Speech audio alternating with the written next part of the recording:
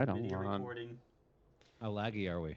We're not that laggy. We're actually pretty good. Sounds fantastic. That's right. It sounds fantastic because the PARAcast. Oh, look at us. We're recording an episode. We still do not have a full show with all the irregular hosts, but we still have a show. So that's it. We're still missing Kenny Terry. But we got 3 out of 4 branches of the PARAcast government, and that ain't bad.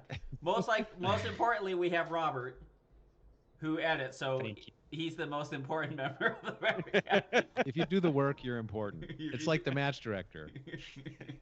The most important person, the match director. But Everyone else can stay home. If the I'm match director running- stays home, everyone We're has a bad screwed. day.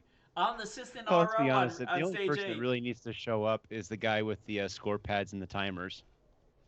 Well, and someone's got to set the stages up. So Well, speaking of showing up, joining us tonight, his number comes up as scam likely. It's Steve Koski. I haven't scammed anyone in at least 45 minutes. Alex came up with that one. I was talking to him, and my son got a new phone, and when he called me for the first time, it popped up as scam likely. It's like, why the heck is... I thought Adam was going to call me, and it's just like, nope, it's his cell phone came up as scam likely, and then it sorted itself out. But That's I hate that all these scam likely places have just developed all new numbers. So I'm answering things, and it's about my car's extended warranty and how my identity's been stolen. But anyway, also joining us, his 10-inch also requires a stabilizing brace. It's Robert Wyatt. just so much weight to it. I mean, you start picking up all those points. Well, in hot ATF news, or AFT, whichever one you would like to call it, at any given date. Let me remove this Joseph Stalin picture. I don't know why that's up there. Well, it's because we're talking about the ATF. Pretty much.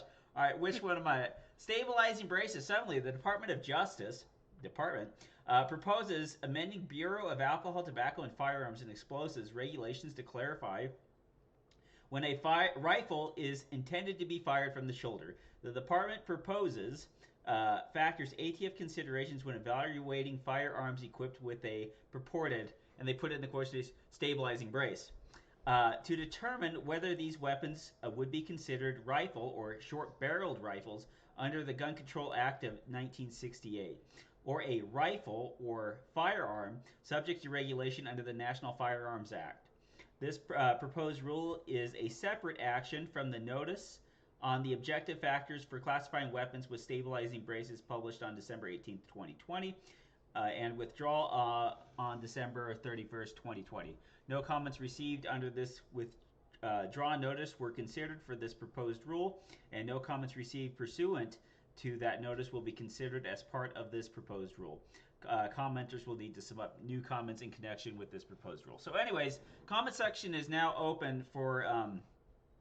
if you go to federalregister.com or search ATF factoring criteria firearms with attached stabilizing braces, you can submit a comment just like so. There's two different things. There's the reclassification of receivers that you need to comment on if you haven't done it, and now for stabilizing braces.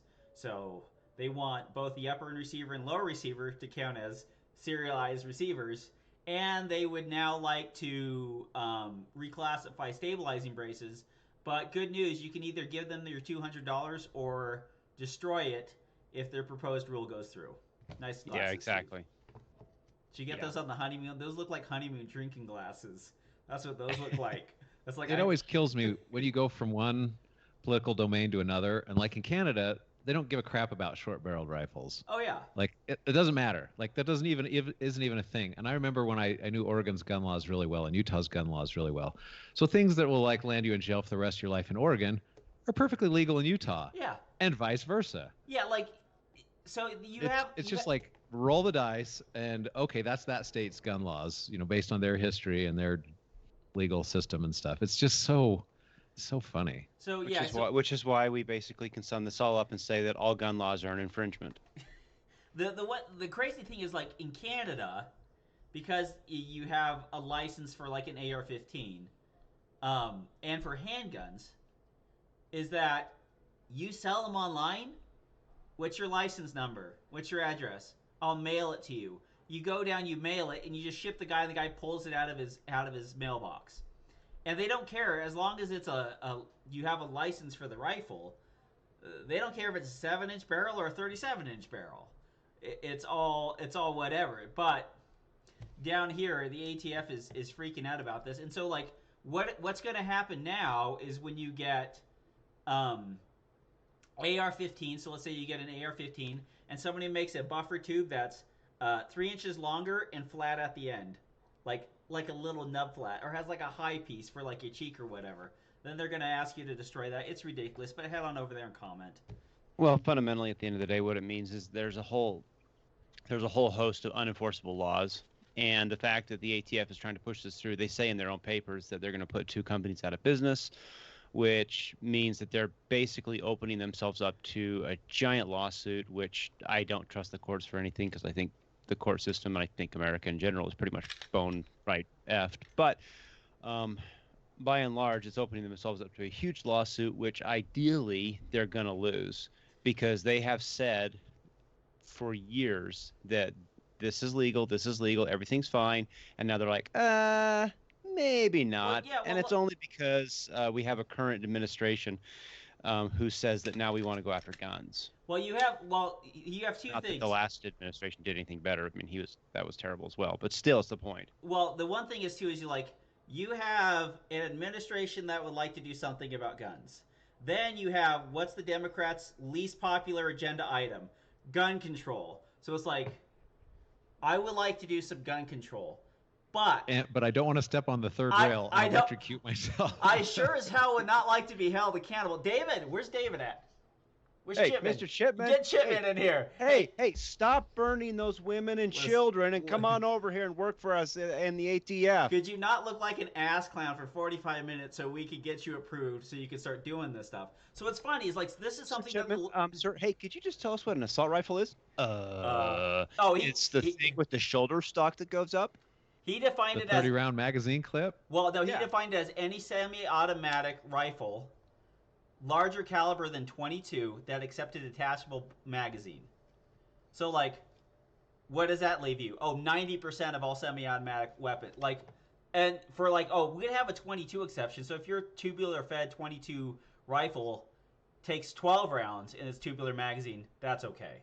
But if it's anything, we'll give you an exemption for that. But anything else, it's just ridiculous. So they're going after everything. But yeah, so he essentially now is the poster child for people who are complete idiots work for the government. There's David Chipman. Well, yeah, and he's not an objective kind of like. No, he's extremely partisan. He's extremely partisan. So, anyways, let's talk about being partisan ourselves. So, this week, I did not shoot a match yesterday. I got home kind of late, so I didn't want to go. I'll shoot a match next weekend. But I got up and I loaded. You got home kind of late from what? From your vacation? Well, I did work Thursday and Friday. I did work what? Thursday. Why did you do that? Because I've been off. Time when you do that? Time and a half times this many hours equals this much money. Let me get this much money in the screen. You worked in the middle of your vacation for money? For lots of money. So I worked 2 days, and I literally. Money, but a shitload of money. A shitload of money. So it's like it's a lot. So it's good. So it's a good amount of money for me to do something, and so I work a couple days, and then I can do something, and I'm going to do something to this Glock right here. And so speaking of which, so I load 200 rounds of ammunition, and then so my plan was Delta Point and have Wilson Combat do the work. And then I was sitting there thinking about it. I was just like, Delta Point's a really good optic for competition, but like I'm gonna get one optic, and so I'm gonna have one I have a Vortex Venom, but that's there. So I was gonna get one optic to do something, and so I decided is like I'll just spend the extra money, and I'm gonna buy the Trijicon RMR 6.5 MOA. So the RMR is 07. So I was like, I went to bigtex.com. I put in a promo code that I got from Jared Stepp, and I got a RMR 07 6.5 MOA for $470. So it's $70 more than the Delta Point, but it's as far as having an optic and a gun combination, RMR on a Glock 17 is pretty bulletproof. So if I shoot carry optics and I go to a match and my gun goes down, what are the chances that I'm going to find somebody else who's shooting a Glock 17 or a Glock 34? I'm just going to throw this out there. $10 says I can break that thing. Well, Free and I can break that thing. Anybody can purposely break something. No. Just through the normal usage, I will probably break it. You probably would. Yeah. No, what happened with Robert's I don't know Delta? how, but it would happen. What happened with Robert's Delta Point is the sudden deceleration of him pushing the brass back into the chamber and having it slam down short stroke and then slam down again greatly increased the beat up. So I got that, and I was like, so then I'd have to spend $75 more at Wilson Combat, and I was just like, well, I don't want to plate, because if I'm gonna do this, I don't want to plate, and so I've now changed my mind, and I'm gonna send it off to Jaeger Works, and they're going to they're going to take the gun and they're going to cut I thought you already sent this to Wilson. No, I haven't sent it to Wilson. I was about to go out there. So I'll send it off to Jaeger Works. They're going to cut the back of the slide off. They're going to put the backup iron in front. And then it all depends on if I want to let them mill out the slide and make the slide look cool. So, why don't you send it to ATEI? I mean, those guys are generally considered the best of the best. I can. Jaegerworks also has a fantastic reputation. They do. Jaegerworks is solid. I can look around, and everyone makes an RMR footprint, so... Will they also do the Birdman sights on the right side of the slide? I could probably get them. There are some or when you're driving? When you're gatting through the hood? Cack. The one thing that I'm kind of disappointed about is I'm limited on some of the milling, because I decided to get the Glock 17 with the front cocking serrations, and they make one of those that's not a MOS now. Oh yeah, that's so that has no cutout on the front, and it has the front cocking serrations, and it's not an MOS. And so why did they bring that cutout back anyway? Because it was on the Gen 3, but then it went away. Well, because with the magazine you could not get a good grip on the magazine, so they wanted to have it up front. And then everyone's like, we hate that. And so they made their magazines with a little bit more of a protrusion so you could pull it out. But it doesn't matter. But I just was looking at all the cool designs, and then they had like a 35-degree front cocking serrations, and those angled front cocking serrations look so good to me. And then I was like reading, it's like, if your Glock 17 5th gen has front cock, damn it! But I can't. You couldn't get cross-hatched? You could have them up and down and a 45 degree. That would be, yeah, if you had them like a crossed pattern, that would, like a checkered pattern would look pretty sweet, but... Hey, Tommy, I just recharged my Dremel tool. If you want to bring that bad boy over here, I can get you those. No, because I've decided to get it professionally done with an RMR. I'm not cheaping out on this product. I'm not getting the Hollow Sun. I'm not getting third best. If it's Delta Point or RMR, I'm going to RMR. I'm gonna have a decent thing right there. What's a new 17 cost these days, Tom? Like 600. 600? Okay. An MOS are damn near 750. Me and Robert were talking about this. Like, sell your gun and go get an MOS and just put an optic on it and don't have anybody break out there and mill it. But it would, in the long run, it would save me like $50 to kind of almost do it that way, in a way. So. Because the resale value and then buying an MOS Gen 17, and then I'm gonna plate. I don't want to plate. I'm not doing a plate. I want that RMR as far back as I can mostly get it. So that's why I'm putting the backup irons in front of the optic, and I want as low as you can get it. And I want it low. So that's cool. That's the way I'm gonna roll. Nice. So just doing that, $180 for all the milling work. Fine. If I want something that looks really cool and has some like lightning cuts and everything, it's only slightly more. Why would you get backup irons? 400. Well, I don't necessarily want the backup irons. Because when you go and you have to do that weekend only shot, and you're sitting there and you're doing the game of this. Oh, you can't find the dog. Okay, it's for weekend. It's there. I got to do some weekend shooting yesterday. We'll talk about that later. So. Yeah, and so it's like there is a cut that does not allow for irons that Jaegerworks will do, but I do want the irons in case I ever just want to put them on, and so I'll just put them on in front of the optic, and that only makes the sight radius. Yeah, you have like a 1.4 inch sight radius. It's only about 80% of a Glock 26 sight radius, so it's pretty short, but it's the length of a cartridge. Yeah, it's small. As a matter of fact, you could keep your match saver cartridge wedged between your front and your rear sight. Yeah, you could probably lay a 308 down like that and just kind of keep it nuzzled in there so you can slap it off and do something, or save your match saver shotgun shell. That would bump you to open though. Yeah. Yeah, so I was looking at that, so I'm pretty excited. I'm about to figure out what I'm gonna do and then finalize my purchase and probably mail it off tomorrow or Tuesday. So that'll be neat. I'm gonna think about it till we record the show next week after we've shot the IDPA match. I know you, Tom. No, it's gonna be gone. It's gonna be sent off. It'll be done because I want to get it done early because it's gonna take 4 weeks to get it back. And so the last thing I have to decide is, do I want it in a color or do I just want a black melanite finish? The good news is if the color rubs off, I can always send it back later to get melanited. So I got a Sharpie. that'll work. I'll totally hook you up, bro. We've done that on the back of a Beretta hammer before. I remember that Sharpie job that we got done. Yeah, Anyways, plenty of we could just call it. We gun could finishes we stuck could to call the up inside of a Coco, holster. and I'm sure Coco's got 5,000 or 6,000 cans of Krylon in his basement at this point. He is painting my Sig 516 at the moment. I swear on my life, that dude, he repaints his guns like at least once a week. It's to the point where he no longer has an AR-15. He has this giant paint blob where an AR-15 once was. He has like a one that has like 3 different finishes. Like the stock's different, the upper's different from the lower. Let's talk about the match yesterday. I heard from one Jared Stepp that Robert went quote unquote full ham yesterday, and so let's hear about that first. Full ham means 7 mics. Take that. What? Yeah. What stage did you take 7 mics on, or the whole match? You took 7 mics. Well, I mean, there were 6 stages, 7 mics, 1 per stage. Yeah, that seems about legit. Well, I noticed every single one of your times was better than mine by like 1 to 4 seconds, but your points were all in the doghouse. Oh yeah, Robert.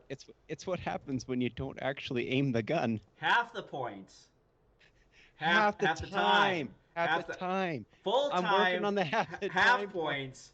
You flip that around, bad score. Oh my gosh, dude! Flip I the was other way, so good score. effing tired yesterday. It was like what was it? From Wednesday till Friday, we were basically working 16, 17 hours a day.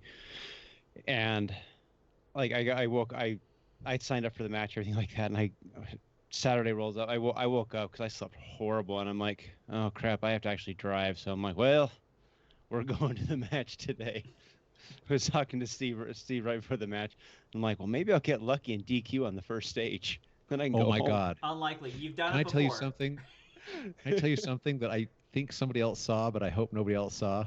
I hate to even say this out loud. I should wait for the statute of limitations to expire. There was a stage. I shouldn't even say this. Go ahead. Your score's in there. It's not. There was a stage where the written stage briefing had blown on the ground, and we couldn't find it. And so we thought that there was no stated start position for your hands.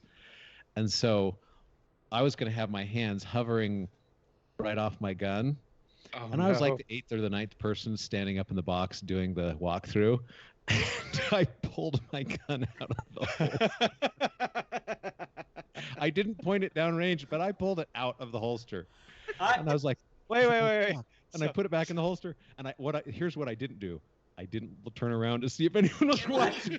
You just stand there. You just go. You don't make any sudden movements. It's like put it back in the holster and went about my business. It's like nobody saw anything. Nobody said anything. And I was like, oh my god, I can't believe I just did that. It's like seeing a tiger in the grass, or a cop, or like a cop like just grab somebody and pull them into an alleyway. You're just like, I didn't see anything. Good citizen.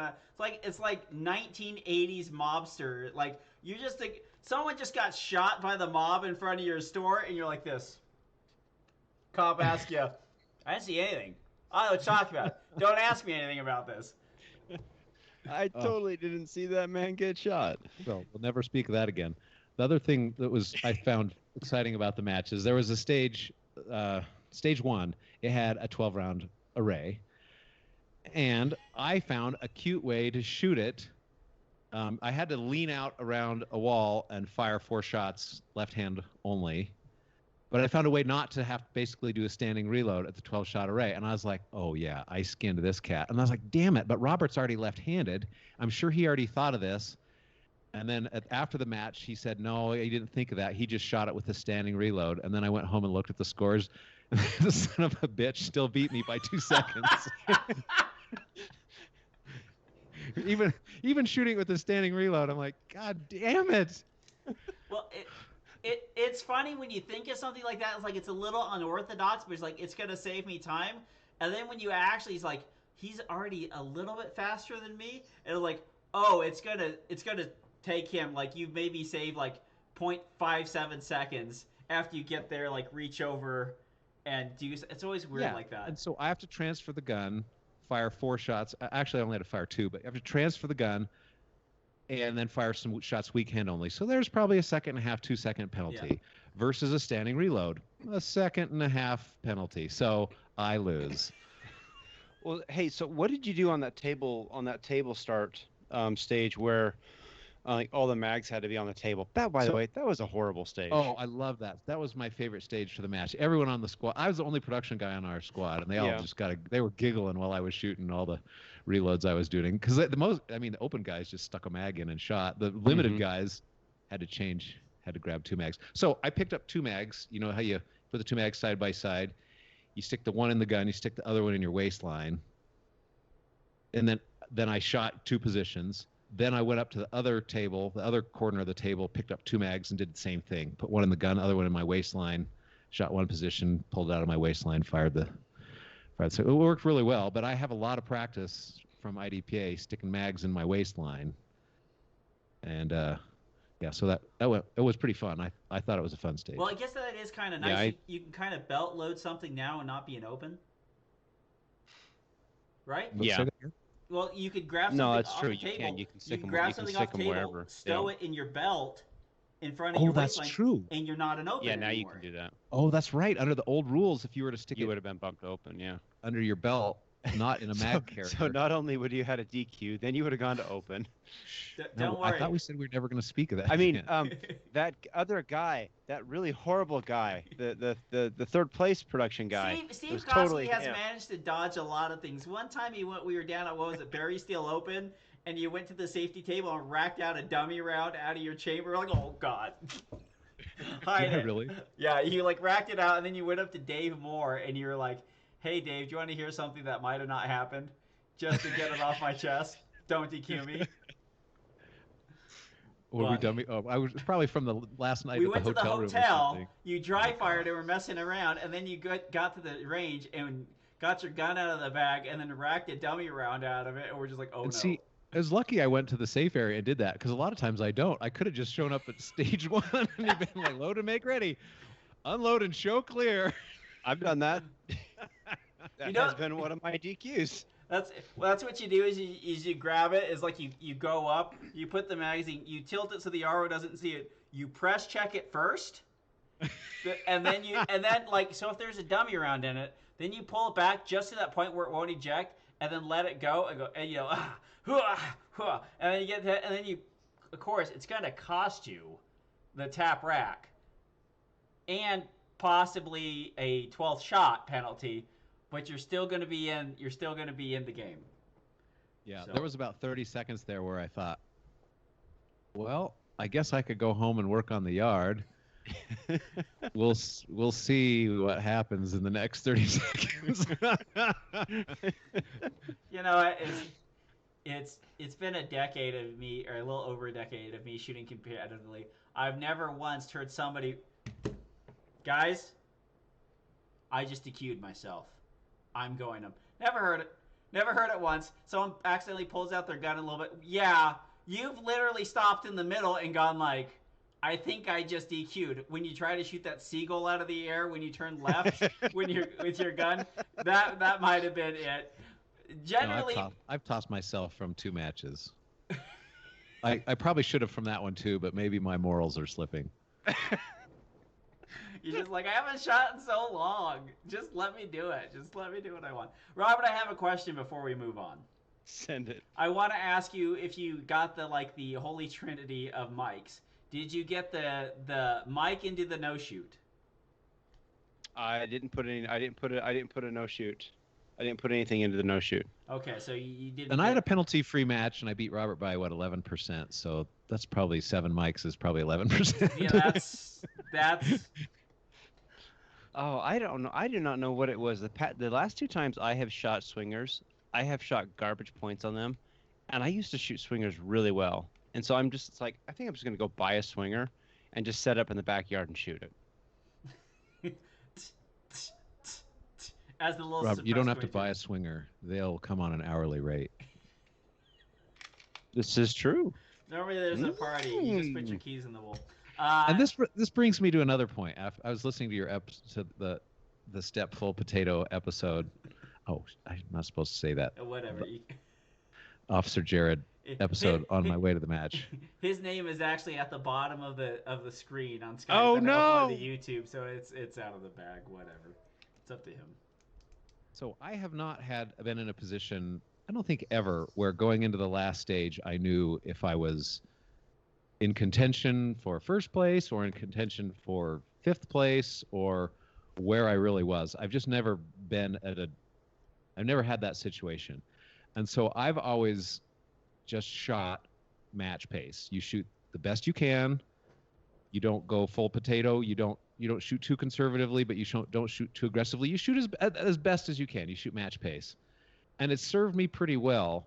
But I can see your point where if you know, and so to Jared, and I think that may have landed Jared with the W, because he barely lost to Josh. And if one of those guys had not gone full potato on one of their stages, they would have won the match. Yeah. Either one. If either one would have shot match pace on the stage that they foobarred, they would have won the match.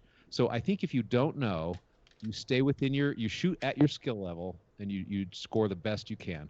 Now, if you're in the situation where you can see the score, you see there's 3 seconds left on the clock, then you foul the guy on the inbound pass and you try all the weird, wild crap you can think of. You point shoot stuff that you have no reason to point shoot, and you just hope that there's hits on the target. That would be the swinger at 20 yards. Well, here's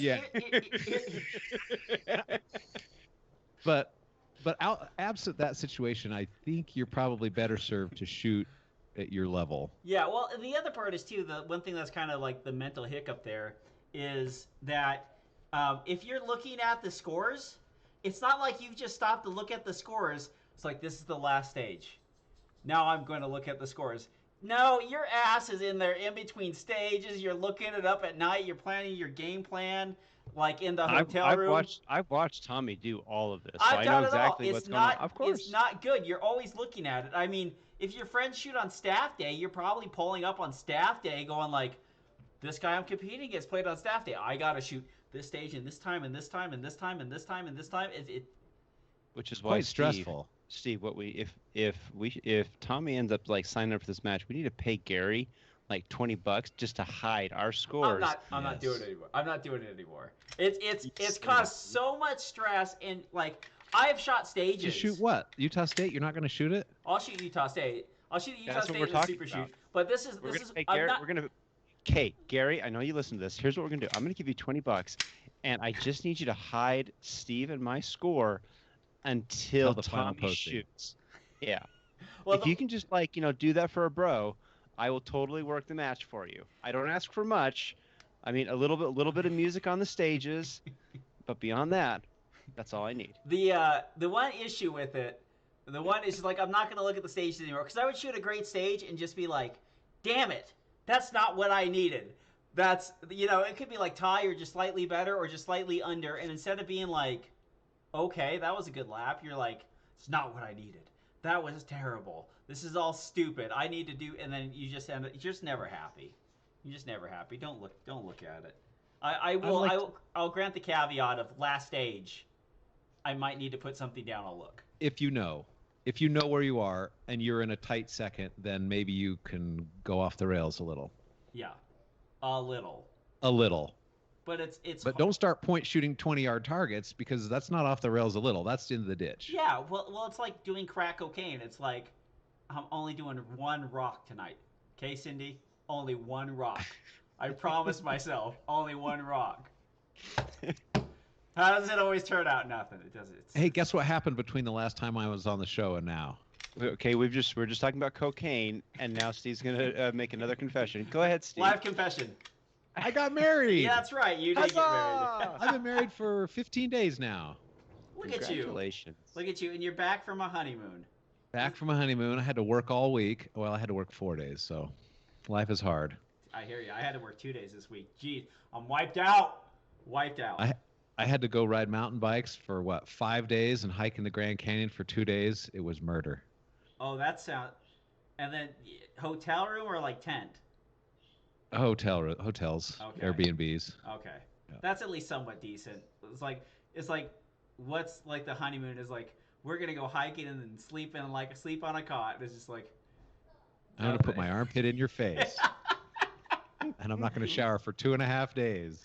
I'm gonna have to walk 50 yards away from the tent to use the bathroom at night. Anyways, if you would like to use the bathroom at night, drink a bunch of water like I've been doing lately. Anyways, head on over to telegram.com. Join our little PARAcast page. We're gonna ask questions. Well, you're gonna ask questions. We're gonna answer them, and that's what we do here now. So. Robert, patreon.com, $1 a month gets you a longer uncensored version of the show. Sometimes people say shit. Go. Dominate defense, super cool, blah, blah, blah, lots of other things. From Dave Blanton, is the Delta Point Pro 6 good enough to look past all the other shortcomings of the Delta Point Pro? Well, let's talk about... I like it. Let's talk about the shortcomings of the Delta Point Pro. And let's not talk about... Well, it depends on what you're looking at, but a lot of people, if they're looking at an optic, they'll look at drop tests or durability.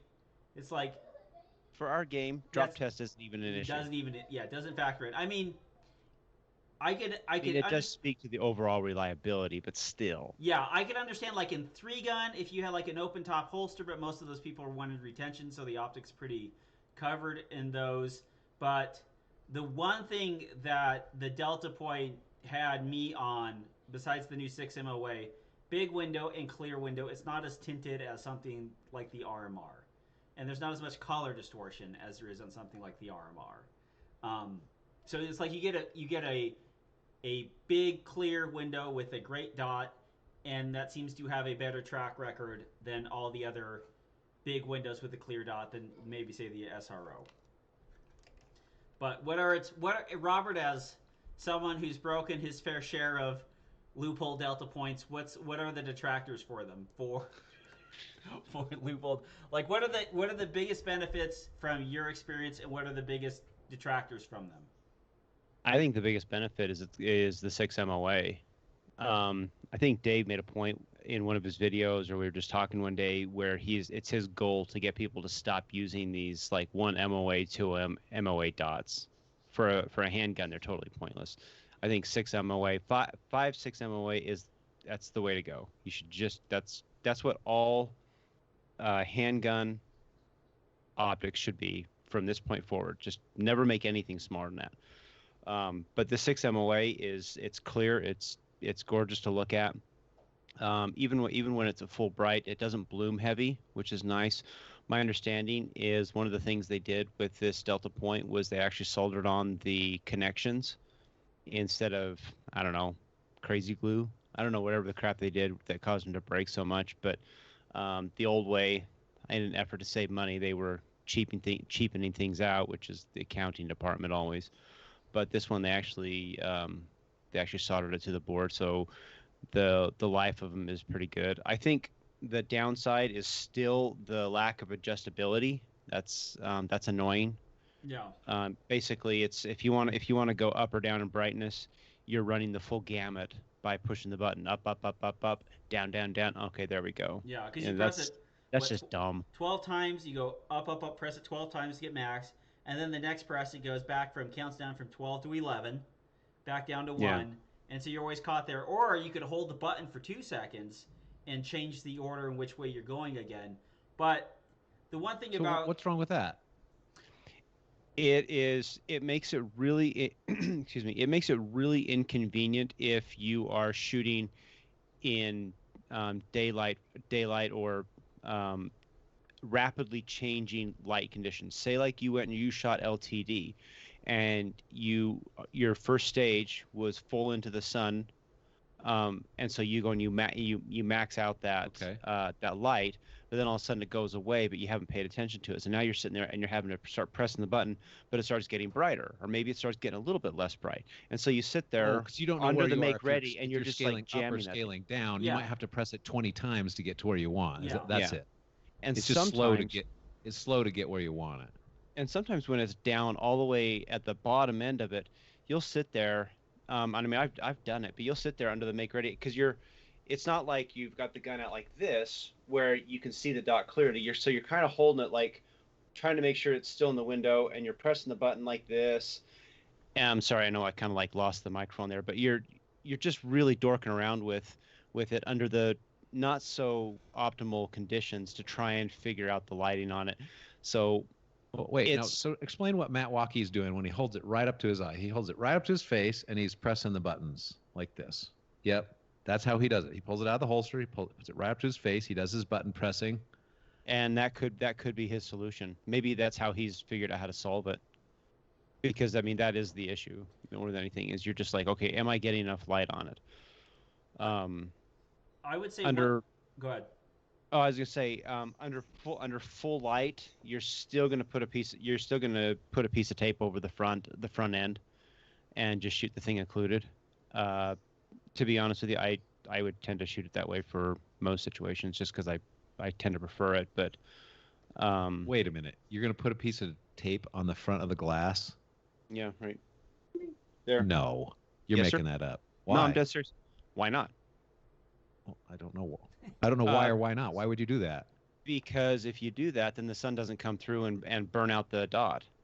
If you shoot into the sun, they've done this with rifles for years. Go take any rifle that has a red dot on it, stick a piece of tape over it, and then go aim at the target.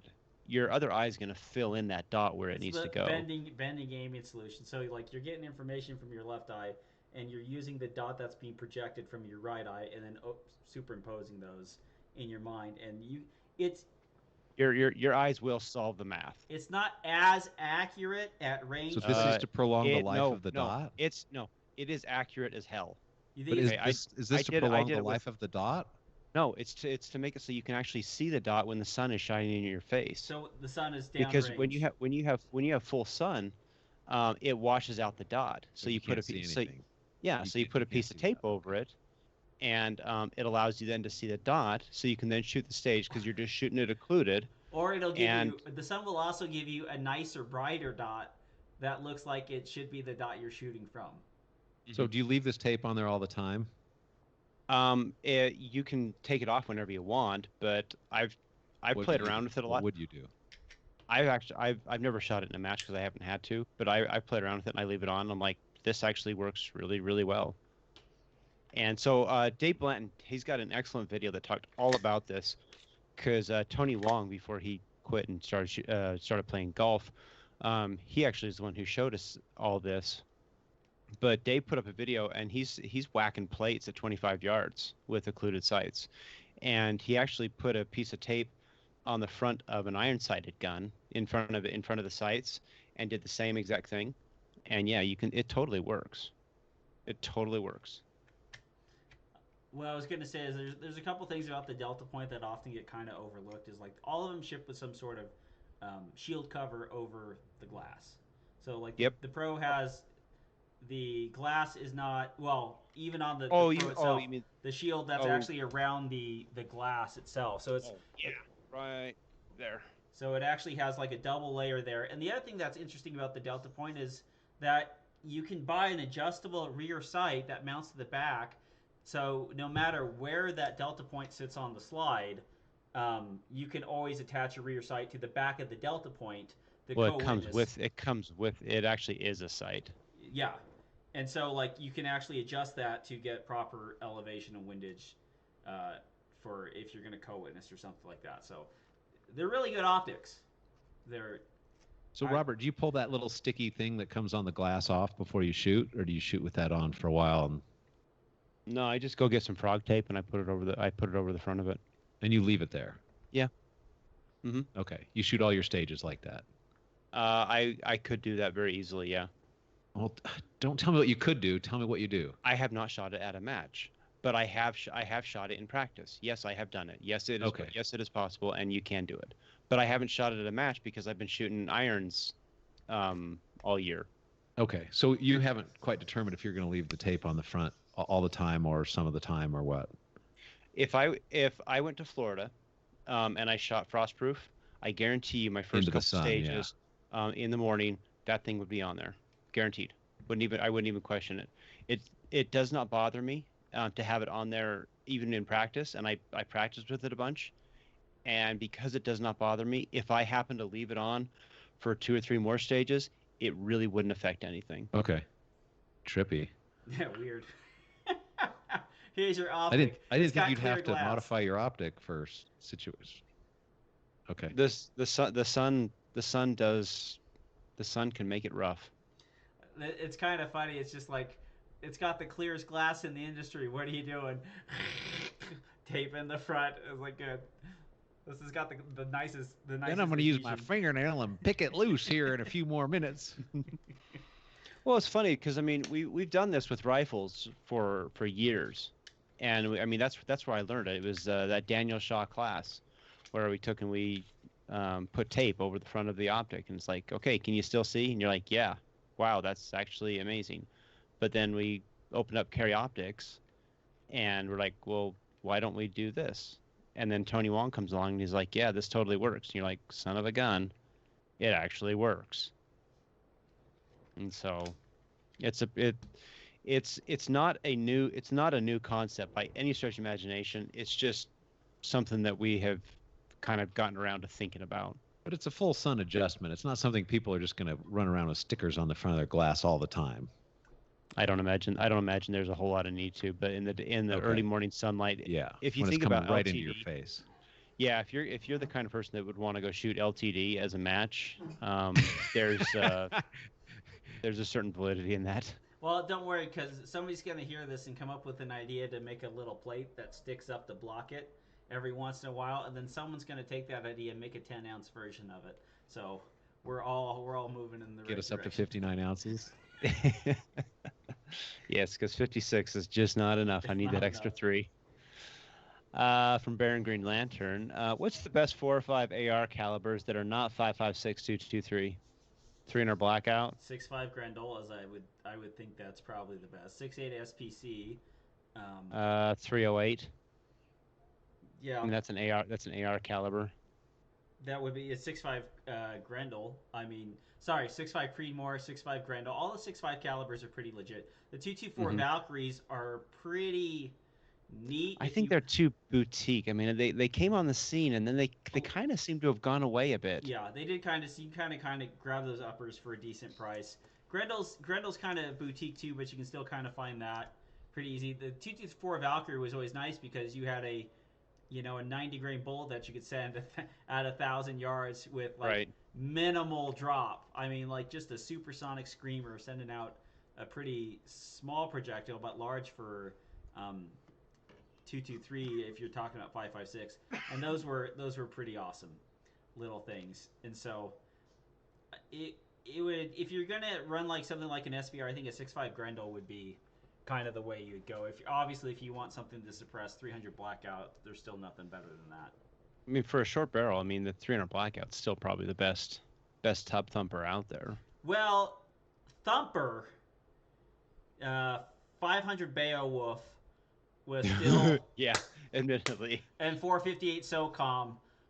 They have the ability to deliver energy. It's like, would you like a 10-inch lever gun that shoots semi-automatic? They're like, yes, please. Yes, Let me please. let me send this. It's like, yeah, 50 Beowulf. That's something, and it's just like, Yeah, it's but up you close. only get 10 rounds in the magazine. I know, but it's up close and it's thick. I need to hit it. That's when you get the 50 Beowulf out. Thick with 2 C's. All right, from Calvin Leatherwood. Wait, We're hold moving on. to an. If you get a 50 Oh. Beowulf and you don't have a stock, is that a Magnum handgun? You show up to a Magnum handgun competition, you got your 50 Beowulf right there. That would be awesome. From Calvin Leatherwood. We're moving to a new house this month. Are there any tips on packing up my press? It's a 650 with a case feeder, supplies, and ammo. The move is across town. Disassemble the case feeder off it. That's what I. If it's No just disassemble. if it's just across town and you can stand it up or lay down the entire system, of course, removing the powder measure, I would do that. If you're gonna box up something, this what people always do when they box something, they get either too big of a box and not enough packing, or too small of a box and still not enough packing. So Well, if you buy a press, please do not ever throw away the packing material that the press came in, because at some point you're going to probably ship that press, and you will be so glad that you have all that foam that custom fits right around that press. I would just take it apart, put it in the foam. The only exception would be is if you can move like the whole reloading bench all at once. Like if you can pick it up and set it in the back of U-Haul, drive across town, lift it out, set it in your new garage, bada bing, bada boom. Then of course you're going to take off the tall stuff still, so that doesn't get snapped off on accident. But if you can't do that, if you're going to take it off the press, I just put it in the box. You're going to spend 5 extra minutes, put it in the box. You're going to spend 10 extra minutes putting it back together. But at least you're not going to snap anything apart. The one thing too is like if you're going to pull off that case feeder, because it's going to make it a lot better. Of course, take off the dies, and take off the powder measure. But if you're going to get like just boxes are pretty easy to find. The other thing is too is like go to Walmart or go somewhere and just buy a damn newspaper or 2 newspapers and just crinkle that stuff up if you don't have the original wrapping. And literally, as somebody who handles boxes all the time, that stuff does crumpled up newspaper, like a good dense amount of it, does a really good job of keeping stuff safe and secure and giving the box some rigidity and protecting what's inside. So I don't know why you guys don't just put it in the front seat and put the seatbelt on it. That's what I would do. Why even empty the powder out of the powder hopper? Just belt that baby up. Well, that's the one thing about the 650 is when the 650 is on the bench, you don't realize how tall it is. And then, like, as tall as you are. Yeah, I redid the bench this year, put a nice piece of tabletop on it, and screwed it all down. And I put That's it down. why Tommy's not shooting, is because he spent all of his money buying that lumber. Yeah, no kidding. And then you put it on the ground, and it's like I'm 5'10", and it's like almost up to my damn shoulder. Like I've stood up on something trying to get something out of the case feeder, and I'm like, that's not tall enough. I need to get more tall to get into that case feeder. There's always some 40 brass. That piece of 40 brass that stays in the case feeder, just clunk, clunk, clunk, clunk, clunk, clunk, clunk, clunk, clunk, clunk, clunk, clunk, clunk. So that's what I would do.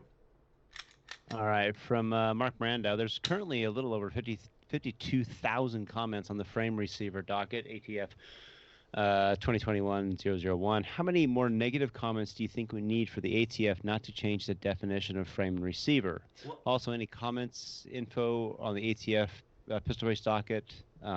We talked about that a little bit. I don't think there can be too many. Keep them coming. Yeah, keep them coming. The other problem is, too, is like, how much of a ratio does it need to be between positive and negative comments? Like, it's probably 93% negative comments about, no, they shouldn't do this. Keep making informed, professional, respectful comments. When that doesn't work, and thousands of them. Send pictures of the ATF agents' homes in like special attachments. No, don't do that. No, don't do that. I think Gun Owners of America has a kind of they have a copy and paste. So like you want to take 2 or 3 arguments and post it in the comment section. If you don't have a whole lot of time, you can literally highlight and drop stuff into the comment section to make your cogent points, but it's not a form letter. You're copying the whole thing. You're just copying things that you could post in there. So it's a great resource. Yeah, above all, be professional, make legitimate points, and make legit. I gotta clean up this bill. Well, we can wait. That's what happens when you know. Well, when you get older, and you've like, is the Depends working or not? No. It's a good thing it's a mess chair. It's a mess chair because honestly, if you're gonna. Okay, crisis complete. Thank goodness I was sitting on a towel that I could just use to wipe up my spill. It was spilled water. It wasn't natty ice. I have not cracked open the natty ice. You guys notice how boring I am when I'm not drinking? Not cracked. You can say it. Not cracked open my third. That's what he means. Mrs. Steve Koski's like, I will marry you, but no more of that cheap beer. What do you think this is? Oh. So I'll tell you a honeymoon story. We after a day in Flagstaff, 3 days in Sedona and 2 days in the Grand Canyon. We spent our last night in Page, Arizona. And as we roll into town, there's all these billboards. Shoot a machine gun. And Robin's like, that looks like fun. Can we go do that? And the last time I did this with somebody, I mean, by the time we got out of there, it was several hundreds of dollars. Yes. And so I was kind of like, maybe we could go ride bikes or something else. But she's like, I think that would be fun. So I'm like, all right, let's go see what it is. We go up there, and the guy's like, you can pick 4 for, $300. I'm like, how about we pick 1 and just shoot a couple magazines through it? And he's like, you can do that for $120. I'm like, game on, let's do it. And I'm like, and so I'm like, which one should you pick? I'm like, well, the MP5 is a sweet shooting little sub gun. You'll be able to control it. And she's like, what's an AK-47? Oh, here we go. That's that name brand. She wants like, that name brand well, machine gun experience. Well, it weighs about a third as much as you do, and it has about 5 times the recoil of the MP5. But she's like, I think I want to shoot the AK. She doesn't know what AK. Yeah. She couldn't tell a pistol round from a rifle round. And so we go in there and we bought the first magazine of 20 rounds and then a bonus magazine of 20 rounds. And the first magazine is just, you fire a single shot, another single shot, a few single shots, then you fire a little burst of 2. And by the time you're actually ready to fire a burst of 3 or 4, you're pretty much out of ammo. Yeah. But we paid for 2 mags, and so he pops a second mag in, and she's like, yeah, I think I'm done. I don't really want to fire the second mag. She told me this later, but then once she started firing it, she's like, oh yeah, now I'm ready. Because you have to work up to that kind of stuff, especially when you're 90 pounds soaking wet firing an AK. So it was quite a riot. And she's wearing this pink dress, and she's 5'5", and it was the most amazing thing to watch. It was really beautiful. What you have to do is you get someone who's like 90 pounds with an AK, and then you're just like, go put on some sweats. And then they go put on some sweats, and you take them outside, and you said, help me raise money for child soldiers. And then you post that on Facebook, and then you have like, oh, there's a 90-pound person with an AK. It must be a child soldier. But what happens if she grabbed it, Koski, and then she sweeps it to full auto, and then racks it real quick, and then delivers like a good 10-round burst center mass? You would have been like, what the heck's happening? Yeah. I don't know you. How much was ammo? How much was 7.62 by 39 ammo? Well, a second 20-round magazine was $20, so it was $1 a round. For the first magazines, the first 20 rounds included with your $120 fee or whatever, and the second mag is $1 a round, which is fair. I mean, yeah, that's probably what it is. You're firing full auto. You're firing their ammo. They're going to ding you for it. Yeah. I was just glad that we didn't have to like sign up for 4 different guns. I mean, we don't want to shoot 4 guns. We want to shoot 1. We don't want to be here all night long. We want to shoot. You should have put it's your full foot down auto. as You're the not man gonna of be the there all night house. long. Yeah. Well, and they did a nice job of showing her step by step. Here's step 1. Okay, now you do it. Okay, now here's step 2. Okay, now you do it. Yeah. And he was right there, and he's wearing gloves and everything. And so, honestly, it was as controlled and as safe as it really could have been. It was really great. But she you let her pick like the most violent, absurd I couldn't talk her out of it. It's like you get like an MP5 or an Uzi, like that stuff's pretty nice. I've shot an Uzi full auto. I've shot an MP5 a few times full auto. They're the most natural thing, and like M4s are nice. The most abhorrent one is that 7.62 AK.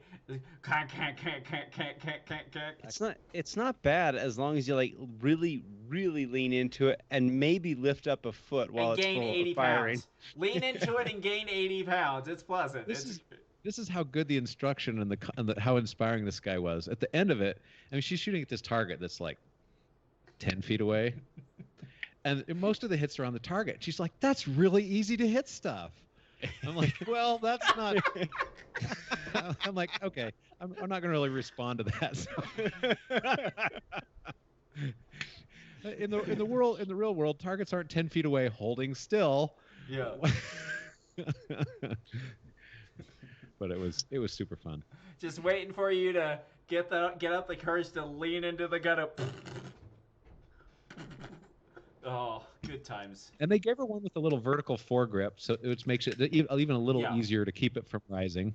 I thought that was nice. They have this little slant brakes on them, but yeah, the AK. All right. From Alex Mansfield. How many DQs is acceptable per season per competitor? Is it a rate of a 50% DQ a problem? No, just fine.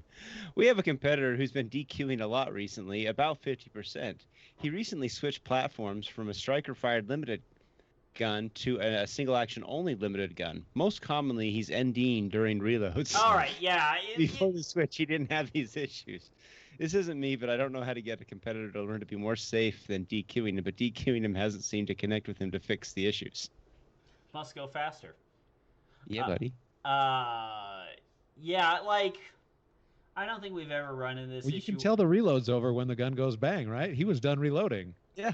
How can he be disqualified for negligent discharge for reloading? That's an oxymoron. The gun was loaded. That way it went off. That's what you tried to use on me, Tom, remember? Yeah, I know. It was true. It was Clearly the reload was complete. The gun went bang. If it's a slide lock reload and I put a bullet and I put the magazine in, the reload's over. If the gun went off. Duh. It's that simple. Like what? I don't get a slideshow going. I think if you have 2 NDs in a season, like you need to take a little hiatus. I don't think you need to take a hiatus. Well, I think you need to have, I think somebody who is like the match director or otherwise in a position of authority needs to sit down and have a very serious come to Jesus moment with you and say, this is what's acceptable. You're clearly outside the realm of your skill level, and if you can't solve this, then we're going to have to disinvite you from this club. And USPSA, by the rules, has the power to do that. But I don't think you tell somebody they can't come back. You just have to like lay down the expectations and do it very clearly, and then say this is unacceptable. You've got to solve this. I mean, heck, we had to do this with a certain Mexican friend of ours who shall remain nameless. We'll call him F. Cervantes. Last name Cervantes. Oh, that's too obvious. No, let's just call him Felipe C. Anyway. No, but one thing that sometimes the best thing you need to do is get somebody in a position of authority who actually can make a rule stick, and that means you have to then tell them either you solve this or you stop coming. Well, and the one thing, and that's all that in that case, brilliantly. Like, he became a very safe gun handler, even on film, slipping, was managed to get the gun down range and land directly onto his shoulder, messing up his shoulder real bad to keep everyone safe.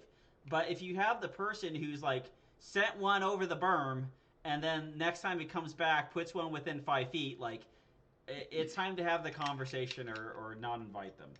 If the other thing you shape up. The other thing you can do is go buy yourself a little bit of skateboard tape.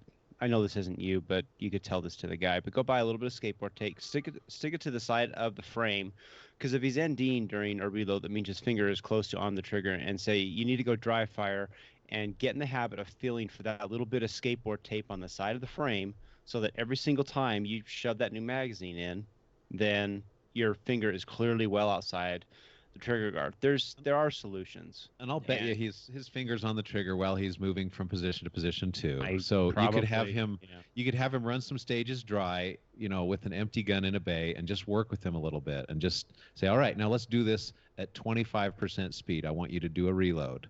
Okay, I'm watching. Okay, just work the guy. Okay, now do it at 50%. Okay, now haul ass, do a full speed reload, and I'm film you in slow-mo on my iPhone, and let's look at it and see if you can help the guy.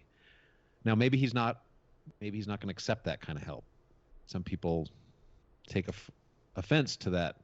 But then then you have the final position of, well, then we are now not going to allow you to shoot at our club because you are clearly not safe and unwilling to take the steps necessary to become safe. And we don't want unsafe people here. We want to come back every week. We all want to go home with the same number of holes. Our number one goal is to go home with the same amount of holes that we came with. It tends to be a life-affirming goal. Mostly exits. We want more. Same amount of no more entrances. Ruben Garcia asks, is buying an aftermarket trigger worth it? I run a G34 with a 3.5 pound connector, and that's it. I left my gun at home and had to borrow one. The one I borrowed had Timony. I'm not sure it's worth it to get maybe a 1 to 3% increase. What are your thoughts? Well, Steve, you do. the Waukee brothers have some amazing triggers in their guns, and they've bought dozens of different triggers. They've spent thousands of dollars putting different triggers in their guns to find different spring combinations, and they're better shooters than I am. So I would probably say that their opinion probably matters more than mine. I like to find a nice trigger that's a little bit lighter than stock, and basically you can do this just by futzing around with different connectors. And even I remember back in the day with my 3rd gen guns, I don't know, for some reason I had 5 or 8 Lone Wolf connectors, and I would just keep changing them out, and then there would be one that would be like, this one's awesome. And it wasn't that it was like super light, it just was crisper and it felt better than the other ones, and I just go with that one. Yep. And just shoot that one. I don't think it's, I mean, I'm not going to win nationals. I can have plenty of good fun times with a nice feeling trigger that I don't have to spend thousands of dollars and be in the R&D. But you know, the Waukees, they spend a lot of time. There's a lot of error. It's not just trial. There's a lot of error too. So, and they have light strikes from time to time, and they have to change striker springs The one thing on a is schedule and things like this. So it's a different world you're entering if you want to do that. Well, there's no solutions. There's only trade-offs. Yeah, it's just like Tommy, I think we're gonna get Thomas Sowell in every one of these episodes. Thomas Souls, you know. So like the one thing is like understand like trigger shoe and trigger bar. So you can have a trigger that's adjusting the position or the resting position or the break of the trigger in the Glock. As far as the one thing that you're always going to try to like get the best trigger is the striker spring. And that's one thing where if you change that, you're starting to mess around with the reliability of the gun. And I've kind of noticed that when people either mess around with the striker itself, the part that actually interferes with the cruciform, or they get a trigger that's cruciform is a little bit different, then you can have some trouble there as well. But as far as like tuning the trigger, I've always been kind of like Steve, like give me a good 3.5 pound connector and a stock striker spring, and you know, let's go have fun. Yeah, let's go have fun. It's always have like a little resistance, like 4 pound Glock trigger. The 2 pound triggers always seem, in my opinion, if they don't have like a really firm trigger return spring, they always seem to just you touch them and then the Glock trigger just falls immediately all the way to the rear, and there's no like prep or anything. It's like you basically release the drop safety on the trigger.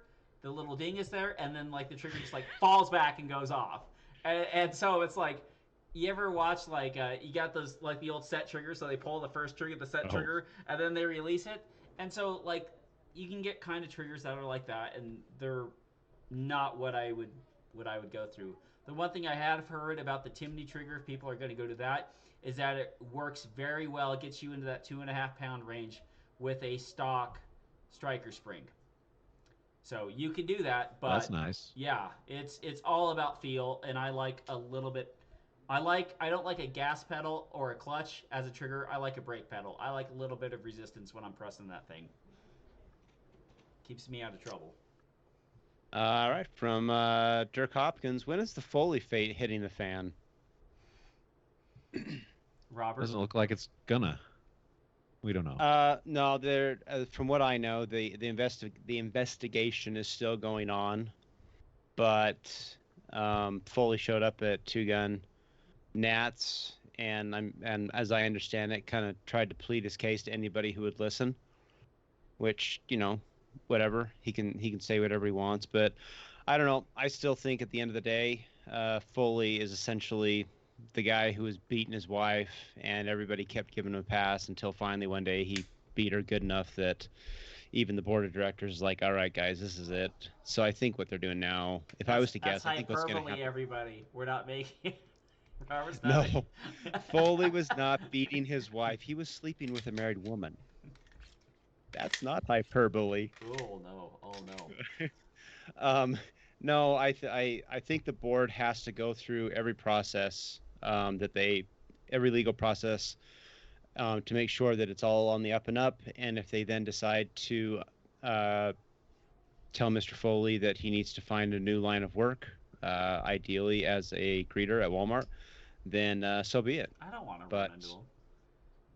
welcome to Walmart. You want to know? You want to know your effing cans of? Never mind. Never. Well, yeah. Last question from Sebastian Munoz. Did Steve get an SRO? No, I haven't. Did you get the Delta Point? Well, you were looking at the Delta Point there for a minute. You guys, people start talking good stuff about stuff, and I got all hot and bothered, and then I got married, so it kind of took care of that itch. And then your wife shot buck around ammunition at full auto. It seems like production's looking good for another season. Yeah, gonna have to stick in production. He's like, I'm in the Hollow Sun range now. After that range trip, I'm back to the Hollow Sun range. I'm not in the Trijicon area anymore. Yeah, I would say the competition is DDP or the DP Delta Point Pro, not Diamond Dallas Page, or the SRO would probably be neat. I'm just going because I want the Diamond Dallas Page. I'm going for the. I went for the RMR just for reliability. Have the one. I think for the game right now, the SRO is probably still the jam. Yeah. I mean, I love the Delta Point. I really do. I had a lot of bad results with it, but boy, that 6M away is just gorgeous to look at. The other, what's the SRO? The SRO, is it 550 or 650? In price? I got mine for 500, but I understand that a lot of people are paying like 550. Yeah, so it's like the extra $150. But if you're on a gun that's accepting plates, it doesn't. You can get one and then trade up later. It's not like it's the end of the world. Yeah. So, anyway, thanks for listening, downloading, and subscribing. Sorry we didn't have a fourth chair on. But you got a show anyway, so get over it. Thanks a lot, Jared. Yeah, thanks a lot. Thanks a lot, Jared and Kenny. People we asked to fill in. Sure, they're filling in for nothing. Anyway, thanks for downloading, listening, subscribing. Thanks for heading over to Patreon, giving us $1 a month. Thanks for checking out our sponsors, Dominate Defense and Gallup Bullets. Promo codes PARA10 for Dominate Defense and PPRO10 for GallupBullets.com. And thanks for doing all that stuff. So for Steve Koski and Robert Wyatt, I'm Tom Nelson, bidding you peace, love, and soul as we depart into the open waters of the Sea of Life on a little tugboat we like to call the PARAcast. Hasta la vista, baby. Good night, everybody.